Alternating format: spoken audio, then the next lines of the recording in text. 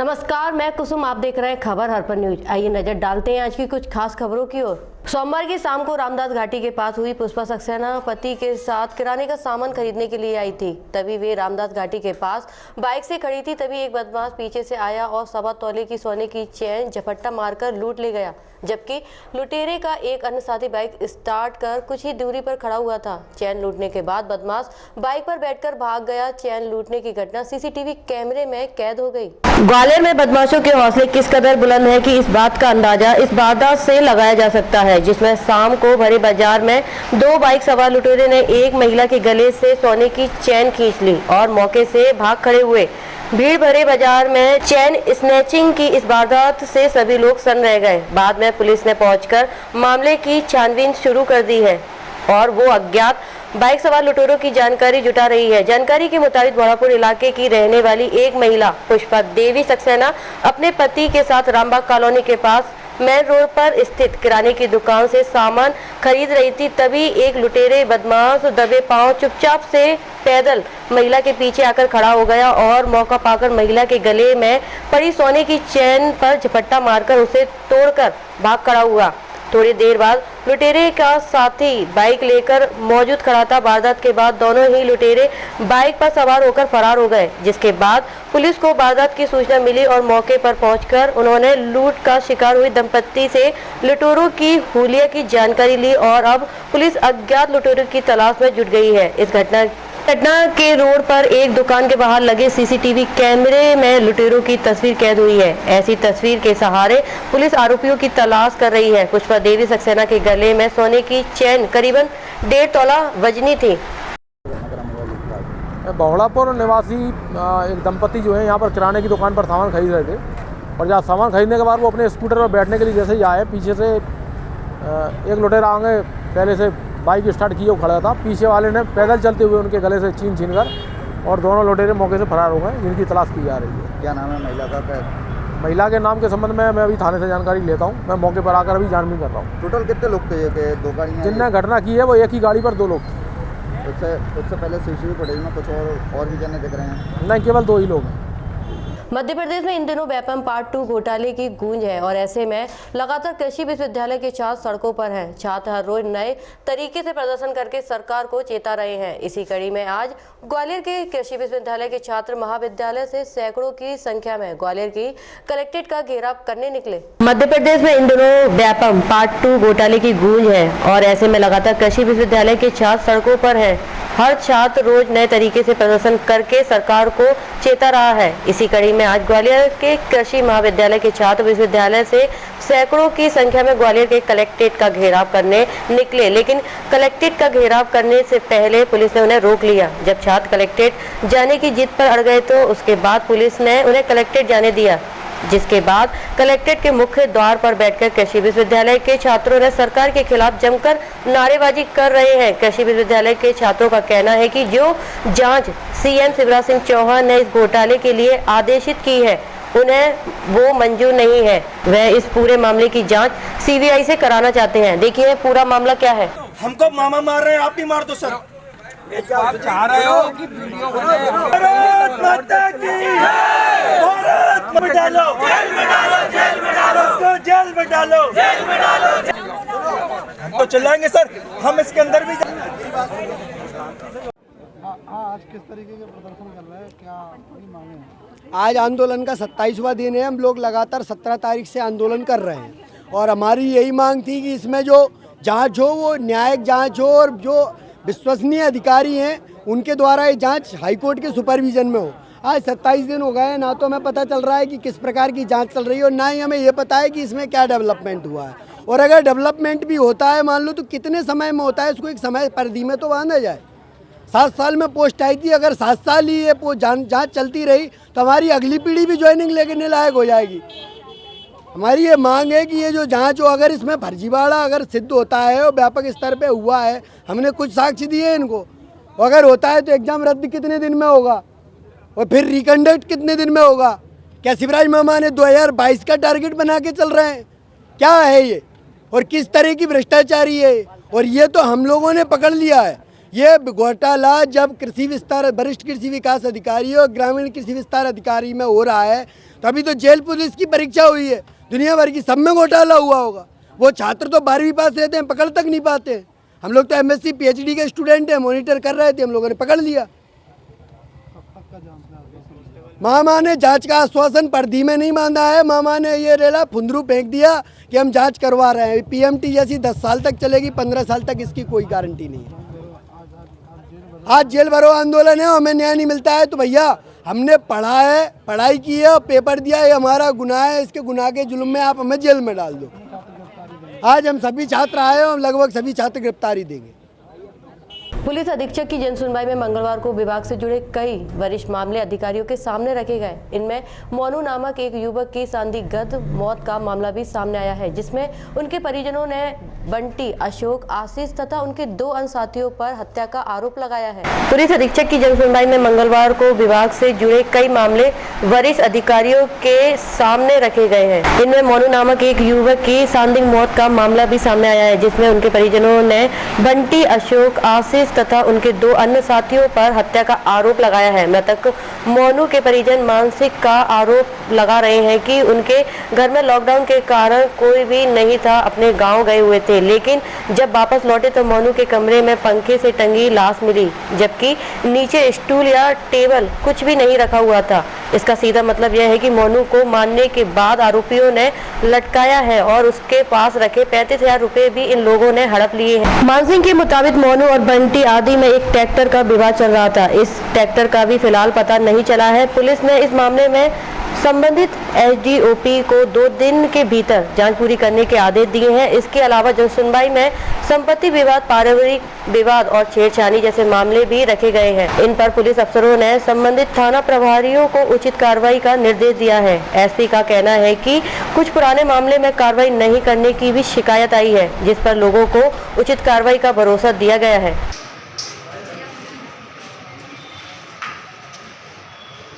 आप कौन लगते हैं लड़के के? आप पिताजी हैं? आप पिताजी हैं? कितनी उम्र होगी लड़के की? 19 साल। करता क्या था ये? क्या नाम है आपका? मेरा मान सिंह। मान सिंह, क्या घटना हुई थी, क्या पूरा मामला है? जी मंगलवार को हुई थी। ये साथ में थे बंटी, गोलू, वो गोलू नहीं, मंगल और आशीष और गंभीर, अशोक, ये साथ में थे। अशोक को पर्स मिला? अशोक के पास पर्स मिला। जब पुलिस 12 दिन बाद उठा। साथ में थे ये? मोनू के थे। मोनू कौन है ये? मोनू जो खत्म लड़का हुआ है, बच्चा है। कैसे क्या खत्म हुआ, क्या पूरा मामला था? वो क्या है कि मकान पे, जैसे सूना मकान था अपना, लॉकडाउन घर के लिए चले गए थे अपन, तो वहाँ पर सूना मकान था। उस पर जाके नहीं, उसके नीचे कुछ भी नहीं मिला, ना टेबल ना कुर्सी, खाली फंदे से लटका मिला है। दूसरे दिन मालूम पड़ी हमें। इनसे विवाद क्या था? कुछ नहीं, ट्रैक्टर का विवाद है। ट्रैक्टर छीन लिया है इस पैसे। ट्रैक्टर कोई लेन देन था? ट्रैक्टर नहीं, कुछ नहीं साहब। छीनने की वजह क्या रही? भगवान जाने सर, इनका 37,000 रुपये थे उसके पास। अब टायर डलवाने के लिए लाया था घर से। अच्छा, वो भी ले गए? हाँ, वो भी ले लिए उन्होंने।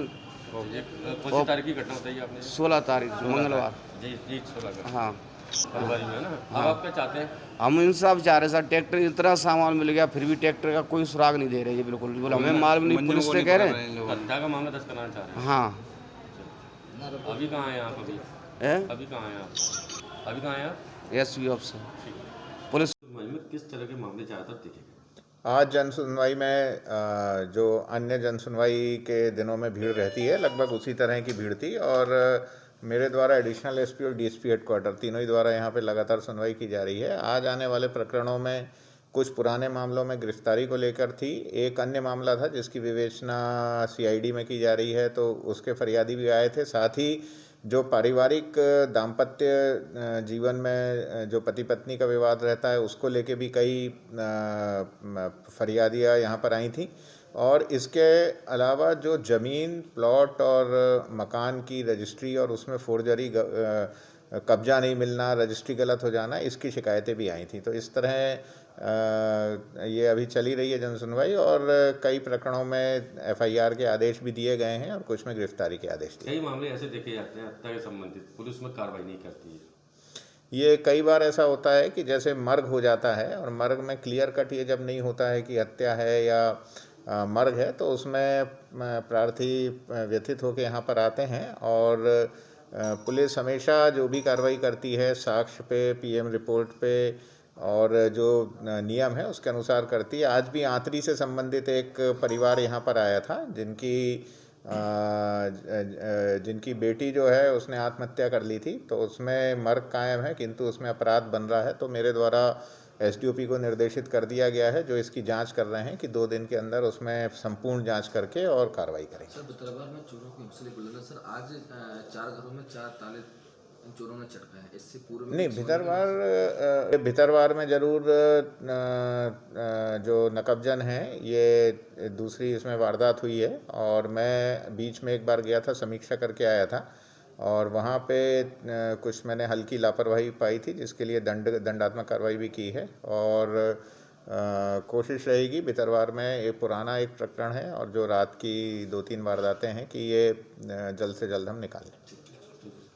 आज की इस खबर में हम आपको लेकर चल रहे हैं एक ऐसे दरबार जहां लोगों से सुना जाता है कि मरते हुए को भी जिंदा कर दिया जाता है। जी हां, दतिया जिले के प्रसिद्ध सूर्य मंदिर ऊना बालाजी के समीप लावन वाली मैया का विशाल एवं भव्य मंदिर है, जहां पहुंची संवाददाता रजनी लिटोरिया मां के दर्शन कर ब्रह्मचारी मनोज महाराज से मंदिर के बारे में मिली जानकारी एवं श्रद्धालुओं से भी की बातचीत। देखिए यह खास रिपोर्ट। आज की इस खबर में हम आपको लेकर चल रहे हैं एक ऐसे दरबार जहां लोगों से सुना जाता है कि मरते हुए को भी जिंदा कर दिया जाता है। जी हां, दतिया जिले के प्रसिद्ध सूर्य मंदिर ऊना बालाजी के समीप लावन वाली मैया का विशाल एवं भव्य मंदिर है, जहां पहुंचकर संवाददाता रजनी लिटोरिया मां के दर्शन कर ब्रह्मचारी मनोज महाराज से मंदिर के बारे में मिली जानकारी एवं श्रद्धालुओं से भी बातचीत कर देखिए यह खास रिपोर्ट। मैं विगत आज से 6 साल पहले पूरे परिवार के साथ में यहाँ पे आया था माँ के दरबार में।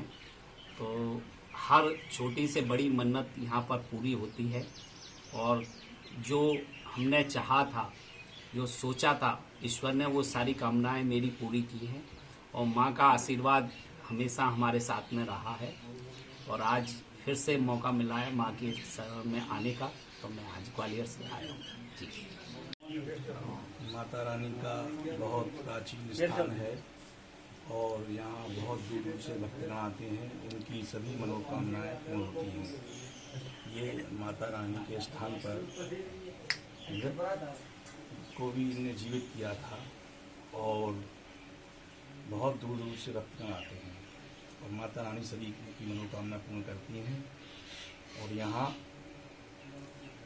बहुत ही साक्षात तीर्थ स्थल है मैया का और यहाँ संतोषी मैया का भी मंदिर है और गुरुजी भोले बाबा जी का भी मंदिर है और दामोदर महाराज जी की समाधि स्थल भी है, नाग देवता का भी मंदिर है और सभी लोग यहाँ जो मांगते हैं वो मिलता है और माता रानी सभी की मनोकामना पूर्ण करती है। ये लवान माता का जो मंदिर है कब से प्रख्यात है और यहाँ कब से हैं आप? ये तो हम शुरू से ही सेवा पूजा कर रहे हैं, 15-20 साल हो चुके हैं और हम तो ऐसा ही देख रहे हैं।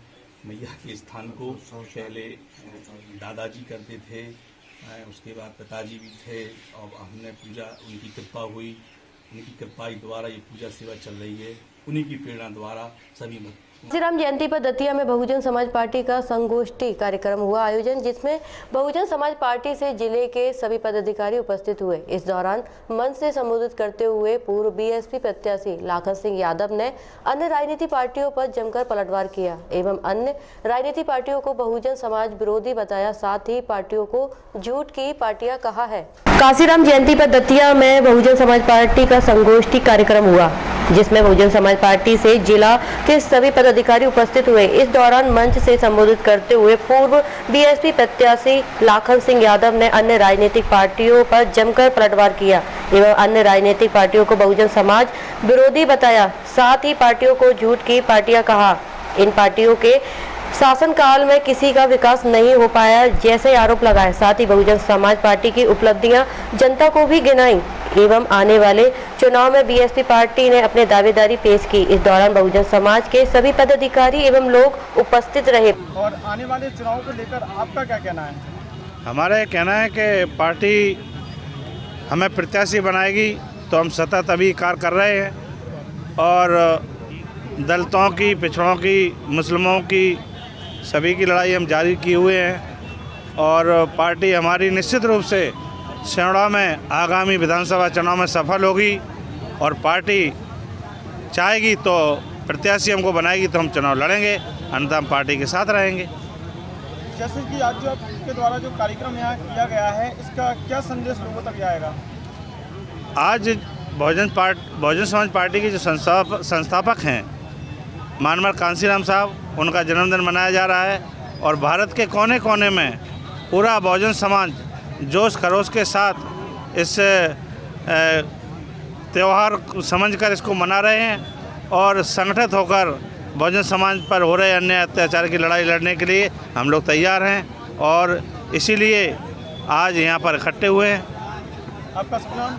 लाखन सिंह यादव हूँ, बहुजन समाज पार्टी से प्रत्याशी रहा हूँ सिहोड़ा विधानसभा से। दतिया जिले की ग्राम इकारा पंचायत की महिला सरपंच रानी परिहार ने जन सुनवाई के दौरान कलेक्टर के समक्ष आकर पंचायत सचिव जितेंद्र गौतम, रोजगार सहायक बुद्ध शरण अहिरवार के खिलाफ गांव के दबंगों के साथ मिलकर पंचायत के पैसे को लेकर हुए घोटाले की शिकायत आवेदन दिया है। देखिए यह पूरा मामला। दतिया से जहां जिले की ग्राम इकारा पंचायत की महिला सरपंच रानी परिहार ने जन सुनवाई के दौरान कलेक्टर के समक्ष आकर पंचायत सचिव जितेंद्र गौतम, रोजगार सहायक बुद्ध शरण अहिरवार के खिलाफ गांव के दबंगों के साथ मिलकर पंचायत के पैसे को लेकर हुए घोटाले की शिकायत आवेदन के माध्यम से कलेक्टर के समक्ष बताया। महिला सरपंच ने कि विगत 3 वर्ष पहले यह कहकर उससे पेन ड्राइव एवं सिम को लेकर कहा गया था कि इसकी जरूरत सरपंच को नहीं पड़ती, यह सब सचिन के पास रहती है। लेकिन जब महिला सरपंच को वर्तमान में पता चला कि सचिव एवं रोजगार सहायक की मिलीभगत द्वारा करोड़ों रुपए की राशि का गबन कर लिया गया है, इस गबन का जिम्मा उसके सर पर आ गया तो उसके पैरों से जमीन खिसक गई। अपने आप को बेकसूर होते हुए फंसता देख जन सुनवाई के दौरान दतिया कलेक्टर को दिए आवेदन, जिस पर कलेक्टर ने संज्ञान लेते हुए सचिव को बुलाकर घोटाले को लेकर लगातार साथ ही उच्च अधिकारियों को जांच के लिए निर्देशित किया। इसी बीच मीडिया से चर्चा करते हुए महिला सरपंच रानी ने बताया कि मैं पूर्व में भी कलेक्टर एवं पुलिस अधीक्षक को आवेदन दे चुकी हूँ, लेकिन अभी तक किसी प्रकार की कार्रवाई नहीं हुई है। जब मेरा फर्जी तरीके से हस्ताक्षर कर 83,000 रुपए विगत 8 दिन पूर्व निकले गए हैं, जिसकी मुझे कोई जानकारी भी नहीं है। मेरे खाते से इस प्रकार पैसे निकालने के कारण मैं भयभीत हूं और दबंगों द्वारा मुझे निरंतर डराया एवं धमकाया जा रहा है। अब देखना होगा कि इस मामले को लेकर दतिया कलेक्टर एवं पंचायत अधिकारी क्या करते हैं, कार्रवाई क्या एक बेकसूर महिला को मिलेगा न्याय। आवेदन देने के लिए आई थी। किस चीज का? जी के सेक्रेटरी ने हमारी सिम, पेन ड्राइव और सील सब कुछ छीन ली है। पैसा आसान नहीं कर रहे हैं, पैसा निकल रहा है। लगभग कितना पैसा निकाल लिया अभी? 1 करोड़ 20 लाख पैसे निकाले हैं और अभी 3-4 दिन से 83,000 रुपया निकले हैं। इस बीच में आपने कोई आवेदन दिया था कार्रवाई के लिए कि पैसा निकाला जा रहा है मेरी? हाँ, दिया था कि 3 मंगलवार को दिया था हमने आवेदन कि हमारे पैसे आसान नहीं हो रहे हैं, तो पैसा कैसे निकल रहा है। और तो इस पे कोई कार्रवाई नहीं हुई? नहीं, उस पर कोई कार्रवाई नहीं हुई है। सचिव के द्वारा कुछ कहा गया इसको लेकर? सचिव ने क्या कुछ कहा? सचिव ने जी कहा है कि हमने सचिव तो मारने की धमकी देता है कि आपका कोई काम नहीं है इसमें। अभी आप कहाँ रहती हो? हम दतिया रहते हैं। क्यों रह रही रहती हैं? क्या कहा? इसलिए रहते हैं कि ये जान से मारने की धमकी दे रहे हैं, गाँव में रहने नहीं दे रहे हैं। आज शादी समारोह में कट्टे से खुलेआम फायरिंग कर सोशल मीडिया पर वीडियो वायरल हुआ है। वीडियो में युवक कट्टे से फायरिंग करता हुआ दिखाई दे रहा है। इटावा में जमीन के बंटवारे को लेकर पिता को गोली मारकर घायल करने वाले पुत्र को घटना में प्रयुक्त अवैध असला सहित पुलिस ने गिरफ्तार किया है। प्रेस वार्ता की गई है, क्या उद्देश्य है? दिनांक 15 मार्च को थाना फ्रेंड्स कॉलोनी के अंतर्गत ग्राम सुल्तानपुर में एक बेटे ने अपने पिता पर जो है तमंचे से वार किया था, जिसमें उसके पिता के चेस्ट में गोली लगी थी और पड़ोस की रहने वाली एक महिला के हाथ में भी गोली लगी थी। उस घटना का आज सफल अनावरण करते हुए थाना फ्रेंड्स कॉलोनी के द्वारा जो वांछित अभियुक्त था शिवम, उसे मय तमंचे और कारतूस के आज गिरफ्तार करने में जो है सफलता प्राप्त की है। जब अभियुक्त से पूछताछ की गई तो अभियुक्त के द्वारा यह बताया गया कि जो लड़का शिवम है उसकी मां 2017 में डायबिटिक्स के कारण मर गई थी और उसके बाद उसका पिता जो था अपने बच्चों की परवरिश ठीक से नहीं कर रहा था और अपनी संपत्ति को भी काफ़ी ज़्यादा उसने बेच दिया था, जिसको के कारण बच्चे में रोष था और उसके पिता की जो व्यवहार था उससे भी बच्चा रुष्ट था, जिसके कारण कल उसने अपने पिता पर जो गोली चलाई थी। पिता का इलाज इस वक्त सैफई के पीजीआई में चल रहा है, उसका ऑपरेशन हो चुका है और वो खतरे से बाहर है। महिला का भी इलाज भी जो सिविल हॉस्पिटल में इस वक्त चल रहा है और वो भी खतरे से बाहर है। क्या वजह बताई है, मतलब जो बच्चा है इतनी ज़्यादा नाराज़गी क्या रहती थी अपने फादर से कि केवल प्रॉपर्टी या किसी और मामले में है इसमें? अभियुक्त से जब पूछताछ किया गया तो अभियुक्त के द्वारा यह बताया गया कि पिता जो है अपनी संपत्ति को बेच रहा था और जो उसके 4 पुत्र थे और उसमें एक लड़की भी है, उनकी परवरिश ठीक से नहीं कर रहा था, जिसको लेकर बच्चों में रोष था और अपने पिता का जो आचरण और व्यवहार था उसको लेकर भी इस बच्चे में रोष था। इस हमले में जो महिला घायल हुई है, महिला का क्या संबंध रहा है? महिला जो है पड़ोस में रहती थी और वो भी इसमें घायल हुई है। बताया जा रहा है कि जिसने इस बच्चे ने गोली मारी अपने पिता के, इसका महिला के साथ प्रेम प्रसंग था। इससे आहत होकर ग्रामीण मतलब जो आसपास के लोग थे कमेंट करते थे उस पर, क्या ये वजह भी सामने आ रही है? क्या इस संबंध में भी जांच की जा रही है और जांच में जो तथ्य प्रकाश में आएंगे उसके आधार पर अग्रिम कार्रवाई की जाएगी। ग्राम मलईसई में सरपंच ने शासन के पैसे का उपयोग कर उसको अपने निजीकरण में ले लिया। तालाब के लिए पैसे निकालने और उस जमीन पर खुद ने ही सरसों की फसल खड़ी कर ली। आज वह फसल पककर तैयार हो गई है, लेकिन प्रशासन को इस बात का पता भी नहीं है कि किस प्रकार सरपंच के द्वारा शासन की योजनाओं को सरपंच के द्वारा उनको अपने निजी लाभ के लिए उपयोग किया जा रहा है। अब होगी आपसे अगले बुलेटिन में मुलाकात, तब तक के लिए बने रहिए खबर हरपन न्यूज के साथ।